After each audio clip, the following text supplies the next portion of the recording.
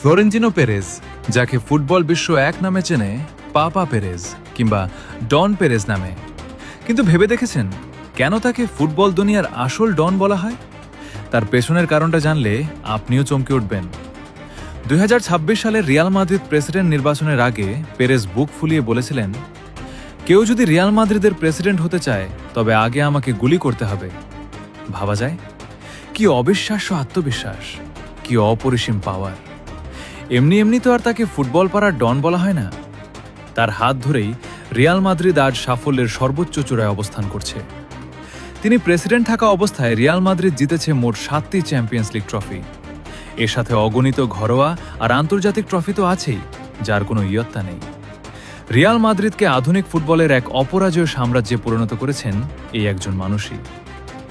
Football ইতিহাসের galactico যুগ, অর্থাৎ বিশ্বের সেরা সেরা তারকাদের এক দলে নিয়ে আসার যে অবিশ্বাস্য প্রসেস, তা শুরু হয়েছিল এই পেরেজের হাত ধরেই।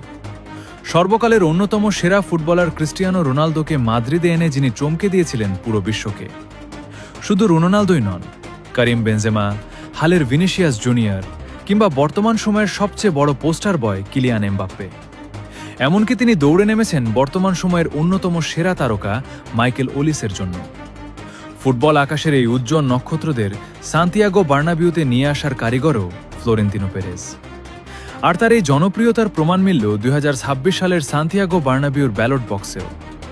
প্রতিদ্বন্দ্বী এনরিকে রিকুয়েলমেকে বিপুল ব্যবধানে ধুলোবালি খাইয়ে প্রায় 68% ভোট পেয়ে আবারও রিয়াল মাদ্রিদের প্রেসিডেন্ট নির্বাচিত হয়েছেন ফ্লোরেন্তিনো পেরেজ।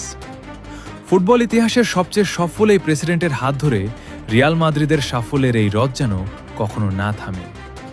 আমরা তার আরও দারুণ সব সাফল্য কামনা করি।